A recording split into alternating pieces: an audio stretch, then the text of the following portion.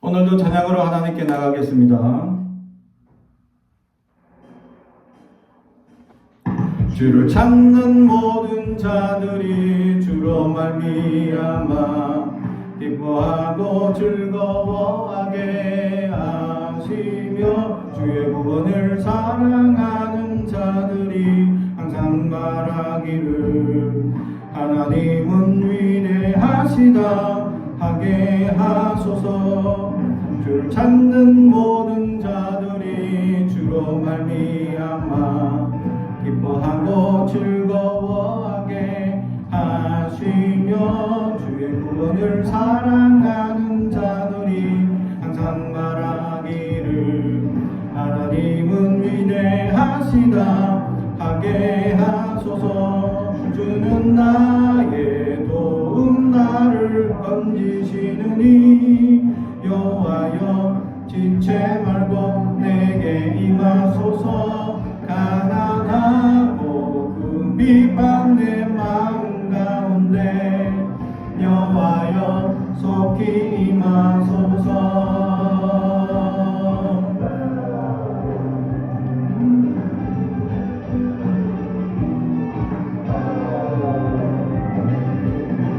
찾는 모든 자들이 주로 말미암아 기뻐하고 즐거워하게 하시며 주의 구원을 사랑하는 자들이 항상 말하기를 하나님은 위대하시다 하게 하소서. 주는 나의 도움 나를 건지시느니 여호와여 지체 말고 내게 임하소서. 가난하고 그 비방 내 마음 가운데 여호와여 속히 임하소서. 주는 나의 도움 나를 건지시느니 여호와여 지체 말고 내게 임하소서. 가난하고 그 비방 내 마음 가운데 여호와여 속히 임하소서.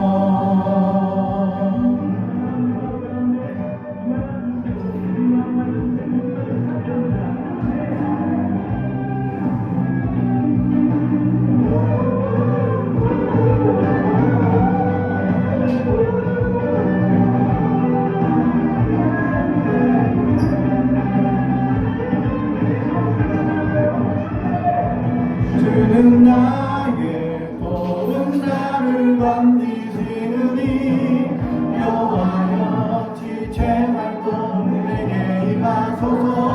가난하고 그 비방 내 마음 가운데 여호와여 속히 임하소서. 주는 나의 도움 나를 건지시느니 여호와여 지체 말고 내게 임하소서. 가난하고 그 비방 내 마음 가운데 여호와여 속히 임하소서. 여호와여 속히 임하소서. 여호와여 속히 임하소서.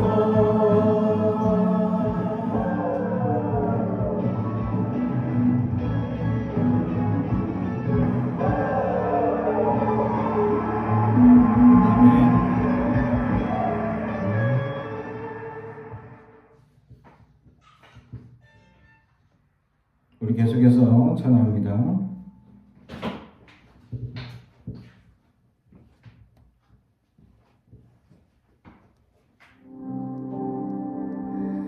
주님 다시 오실 때까지 나 하늘을 가리라.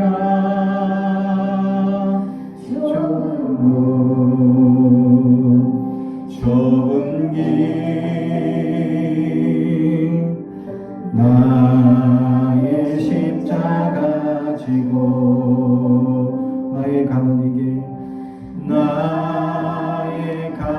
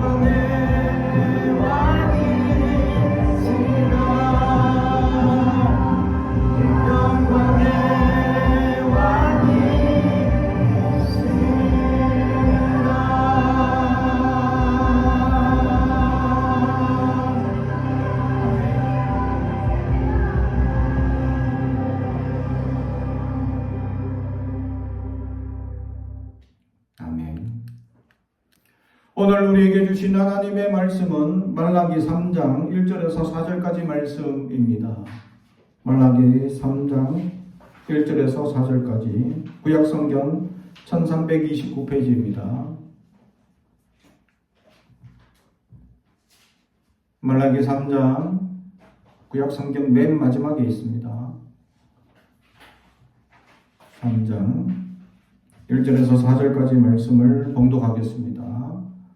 하나님의 말씀을 경청해 주시기 바랍니다.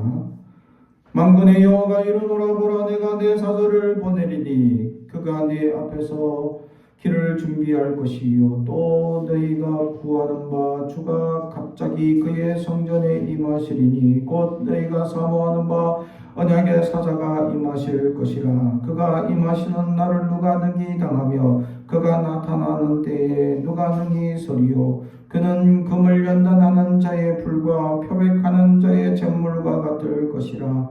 그가 은을 연단하여 깨끗하게 하는 자같이 앉아서 레이저 손을 깨끗하게 하되 금은같이 그들을 연단하리니 그들이 공의로운 제물을 나 여호와께 바칠 것이라. 그때에 유다와 예루살렘의 봉헌물이 옛날과 고대와 같이 나 여호와께 기쁨이 되려니와. 아멘. 우리 가슴에 손을 얹고 축복의 언어합니다. 나는 하나님의 사랑입니다. 축복의 사랑입니다. 우리 가정은 영혼이 잘됨 같이 범사가 잘되고 강건해지는 가정입니다. 우리 교회는 번성하고 창대하게 되며 하나님의 언약이 이루어지는 교회입니다. 아멘. 오늘 말씀의 제목은 언약의 사자가 임하실 것이라 라는 제목의 말씀으로 은혜를 나누고자 합니다. 오늘 말씀을 기록한 말라기 선지자의 이름의 뜻이 나의 사자라는 뜻입니다. 말라기 선지자는 예루살렘 성전의 재건에 불구하고도 이스라엘 백성이 하나님의 규례를 형식적으로 지키거나 혹은 전혀 지키지 않는다는 그들의 부패와 제약을 폭로하고 있는 내용들입니다. 하나님께 드리는 제사가 구색만 갖춘 채 번질되었고 또 어떠한 부유한 귀한 자들은 유대인 아내와 이혼한 뒤 주변 지역의 유력한 이방인들과의 결혼을 통해서 경제적 사회적 유익을 추구하는 귀족의 모습들을 보여주고 있었습니다. 부패한 제사장들이 종교적인 방임과 그 결과 심화된 빈부의 격차로 인해 사람들은 11조를 내기를 꺼려했고 점차 성전의 재건배 기능이 파괴되어 품삯을 받는 일꾼이나 고아, 가부, 나그네와 같은 사회적 약자들이 더욱더 가난에 빠지는 현상들이 나타나고 있었습니다. 고난과 무기력감에 빠진 이스라엘 백성들은 신앙에 대한 회의에 빠진 공동체가 되어버렸고 말라기 말씀을 통해서 이스라엘 백성들은 그들이 겪고 있는 고난의 무게와 악인들에 대한 하나님의 징계에 대한 의문을 제기하고 있습니다. 그러면서 하나님께 묻습니다. 하나님의 정의가 살아있습니까? 하나님의 정의가 지금도 역사하고 있습니까? 라고 부르질 때 귀족들과 부패한 제사장들은 도리어 그 말씀을 비꼬며 그들에게 반문합니다. 하나님의 정의가 있기는 하니? 라고 비꼬고 있는 귀족과 부유한 자들의 꼬임의 이야기들이 나타납니다. 하나님이 살아있다면 나에게 나타나봐라. 정의를 보여봐라. 라고 얘기하며 자기들의 부정과 부패가 당당하다는 듯이 큰소리를 치며 살아가는 정의가 사라지고 공의가 없는 시대인 것처럼 반영되는 이들의 모습을 보여주며 말라기 선지자는 6가지의 질문과 응답을 받으며 하나님께 정의가 어디 있습니까? 정의가 살아있습니까? 하나님의 정의를 보여주옵소서 라고 말할 때 오늘 본문의 말씀으로 우리에게 말씀을 전하고 있었다라는 사실입니다. 영국의 18세기 영국 시인 윌리엄 블레이커라는 시인이 런던이라는 제목의 시를 적었습니다. 런던 거리에 피어나는 사람들의 표정과 목소리, 도심의 생생한 단편적인 암울한 분위기가 들려오는 소음들을 함축적으로 묘사하고 산업혁명의 이면에 놓인 우울함과 비극을 드러내고 있는 시였습니다. 첫 번째 예언에서 그 거리를 지나치며 만나는 모든 사람들의 얼굴에는 힘이 없고 고통스러운 절망의 흔적이 남아있는 모습을 기록하고, 이 예언에서는 사람들의 소리, 특히 도시 빈민들의 소리에 귀를 기울였습니다. 세 번째 예언에서는 산업혁명의 상징이 되고 있는 높은 굴뚝에 옮겨지고 있습니다. 매연이 끊임없이 나오고 있는 이 굴뚝, 그러나 그게 이면적인 모습은 이 굴뚝을 청소하는 청소부들의 모습이었습니다. 그 굴뚝은 작은 굴뚝들이 많았기 때문에 이 굴뚝에 들어가서 청소하는 사람이 누구냐? 어린아이들이었습니다. 그리고 이 어린아이들은 이 시대의 산업의 안전이나 인권이 없는 방임하는 시대였기 때문에 굴뚝 청소하는 과정에 많은 사고가 발생하고 심지어는 죽는 아이들이 상당수가 이르게 됩니다. 이 당시에 교회는 어떠했냐? 교회는 도리어 산업혁명으로 돈을 번 부유한 자들이 교회에 헌금을 많이 합니다. 그러나 교회가 이 이면에 가난하고 어려운 이들을 돌아보지 않는 그런 연약한 교회의 모습을 보여줍니다. 그런데 또 반면에서는 18세기에 선교의 혁명이 시작되기도 합니다. 또 그 결과 일본에까지 복음이 전파되고, 그 복음의 역사는 임진왜란 때 우리나라에 복음이 전해지는 역사가 시작되고 있었다는 사실이죠. 이 산업혁명의 이면에 있는 가난한 자들과 약자들의 어려운 모습들을 보여주면 또 다른 우리가 동화 이야기를 하나 알고 있습니다. 그것이 성냥팔이 소녀에 대한 이야기죠. 성냥을 만들던 공장에서 심각한 오염물질에 노출되어 있던 이 아이들은, 그래서 이 오염물질에 의해서 그들의 뇌 기능이 이상해지고 손에 이제 더 이상 노동을 할 수 없는 이 기형이 나타나기 시작할 때 그 공장에서 쫓겨납니다. 그리고 쫓겨날 때 그 아이들은 그 손에 할 수 있는 성냥들을 쥐어줍니다. 그리고 그 성냥들을 가지고 나가서 성냥 사세요 하면서 길거리에서 파는 소녀들이 상당수가 있게 됩니다. 그리고 그 소녀들은 대부분 황린이나 백린이라는 화학약품에 중독되어서 환상에 빠져 있는 모습들을 가끔씩 보게 됩니다.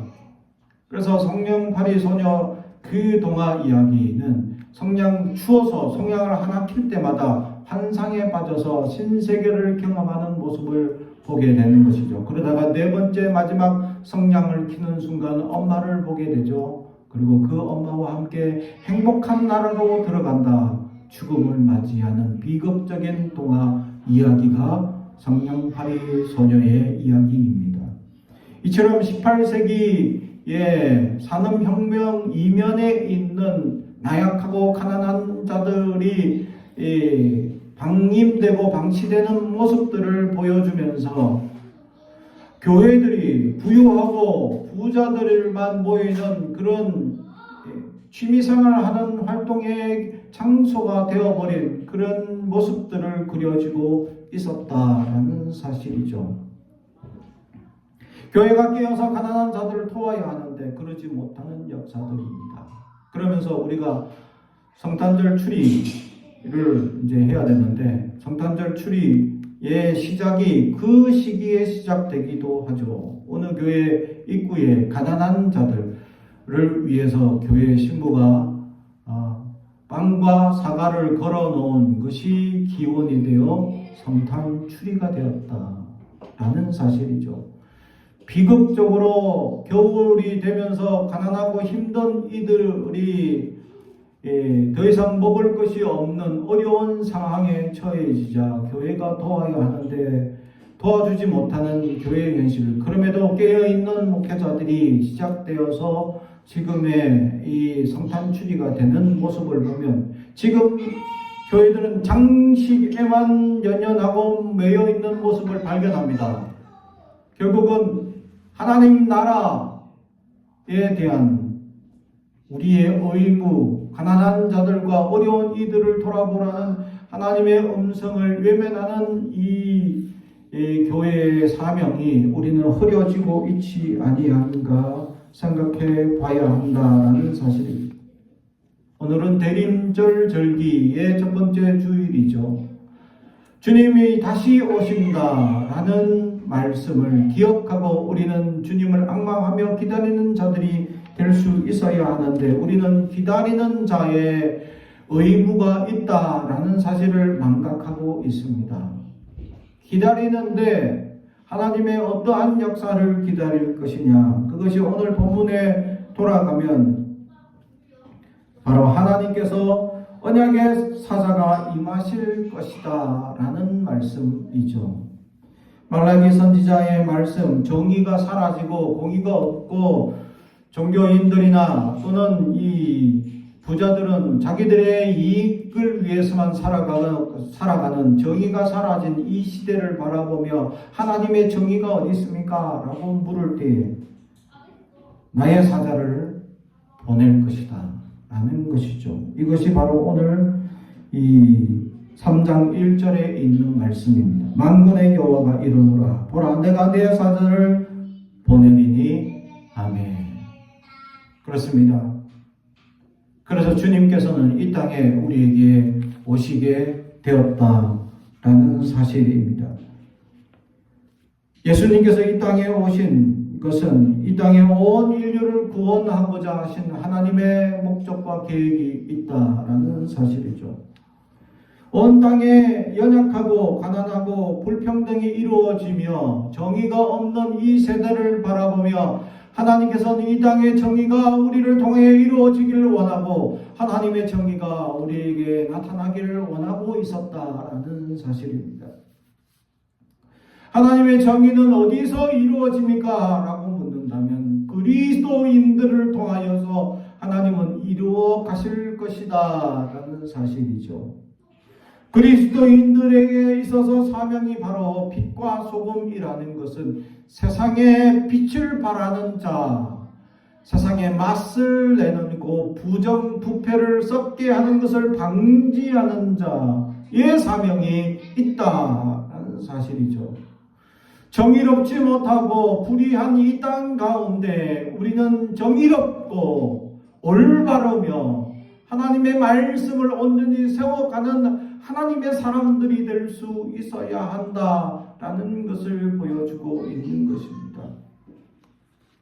이 땅은 점점 더욱더 마지막으로 가면 갈수록 부정과 부패가 만연할 것입니다. 그 사람들은 오늘 말라기 선지자의 시대의 말씀처럼 그 귀족들의 비아냥처럼 정의가 있긴 하냐라고 비웃고 하나님이 살아있긴 하냐라고 반문하는 비꼬음과 비난과 그들의 이야기들 속에 우리는 연약함을 보이며 살아가고 있지는 아니합니까?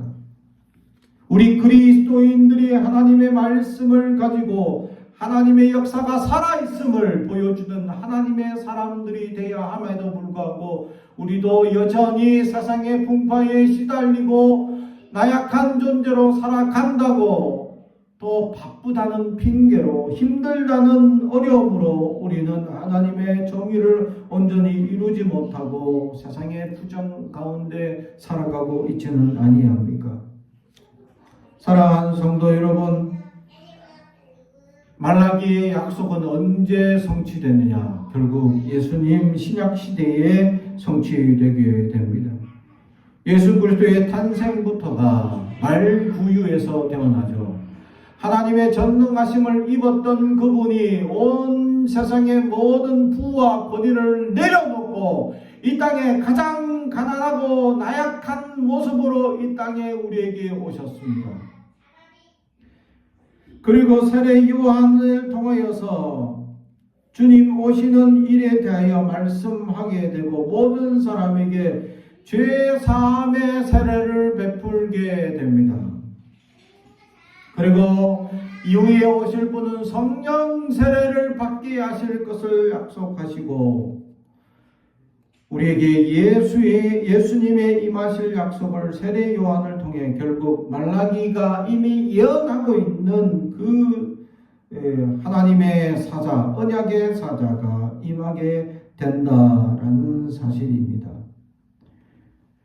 예수님이 이 땅에 태어나 자라나면서 수많은 의문을 제기하는 일들이 있을 것입니다. 그럼에도 불구하고 예수님의 단편적인 역사들을 통하여 볼 때에 예수님은 그러한 이 시대의 잘못된 모습들을 깨뜨리고 변화시키는 모습을 우리에게 보여주고 있죠. 이미 12살 때에 성전에서 이미 랍비들과 하나님의 말씀을 논쟁할 정도의 위치에 있었습니다. 그리고 부모들이 예수님을 찾을 때 내가 하나님의 집에 있는 걸 왜 모르냐라고 반문까지 하고 있죠.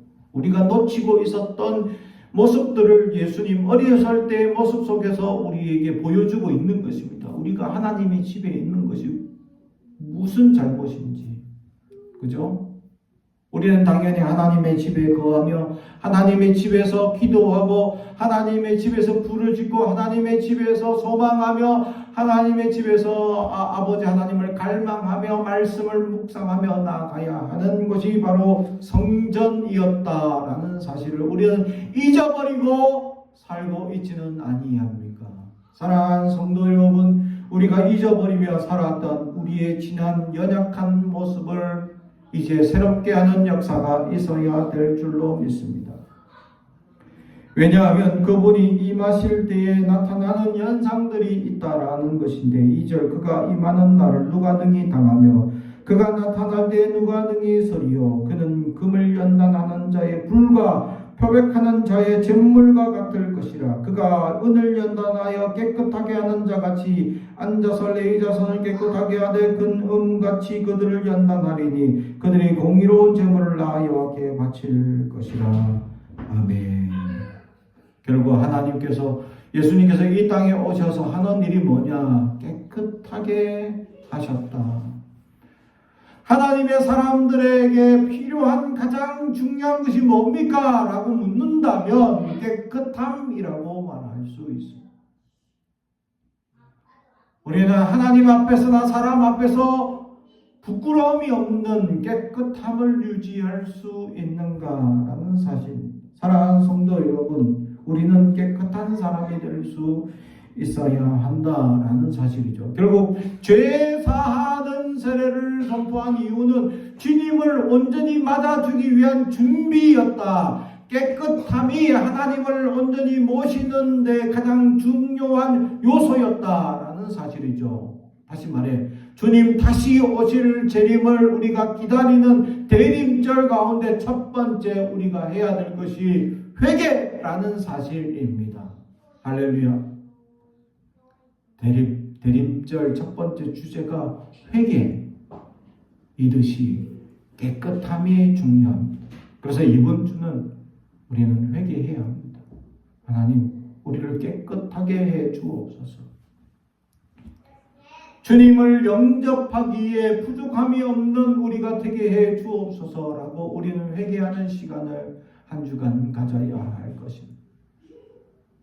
회개는 무엇을 의미합니까? 나 자신의 연약함을 고백하고 나 자신이 지금까지 하나님 앞에 집중하지 못했던 것을 이제 집중하겠습니다 하는 결단의 시간이기도 합니다. 회개는 하나님께 돌이키는 마음입니다. 세상에 두었던 마음을 돌이켜서 이제 하나님께 좀 더 집중하는 시간들을 갖겠습니다 하는 것이 회개입니다. 사랑하는 성도 여러분, 우리의 연약함을 돌이킬 수 있어야 합니다. 지금도 하나님의 정의가 이루어지지 않고 부정한 일들이 일어나는 믿지 않는 세속의 이름들이 우리를 향해서 비꼬고 있습니다. 정의가 있긴 하냐? 하나님이 살아있긴 하냐? 라는 질문에 하나님이 살아있습니다. 라는 것을 우리의 삶을 통해 보여줘야 한다. 라는 사실이죠. 그리스도인들은 정직하고 깨끗함을 중요시 여겨야 합니다. 사랑하는 성도 여러분, 그리스도인들이 그렇게 하나님의 깨끗함을 보여주지 않으면 세상 사람들은 더욱더 비난과 세상 사람들은 더욱더 우리에게 정의가 살아있냐, 하나님이 있긴 하냐 라고 우리에게 비꼬으며 비아냥거리며 우리를 연약하게 생각할 수 있을 것입니다. 우리는 하나님 앞에 깨끗한 사람이 될 수 있어야 합니다. 그래서 이 깨끗함을 위해서 어떻게 해야 할 것이냐. 오늘 성경은 3절 그가 은을 연단하여 깨끗하게 하는 자같이 된 것처럼 연단이 필요합니다. 연단은 뭐냐? 금과 은을 연단한다는 건 뭐죠? 망치로 두들겨 패는 것을 의미합니다. 내 자신의 연약함을 통해하며 가슴을 치며 하나님 나의 죄를 용서하여 주옵소서 하며 참회하는 일들이 있어야 할 줄로 믿습니다. 연단은 나를 치는 작업입니다. 나의 연약함이 내 안에 이제 계속 머물지 않도록, 내 안에 연약함이 나를 계속 그 안에 머물지 않도록, 연약한 상태로 나를 이끌지 말도록 주님 용서하여 주옵소서. 내가 죄인입니다 하고 참회하는 자들이 될 수 있어야 합니다. 자신을 쳐야 합니다. 주님께 복종시키는 작업이 있어야 할 줄로 믿습니다. 그래야 하나님 앞에 연단되어서 깨끗함을 유지할 수 있기 때문이죠.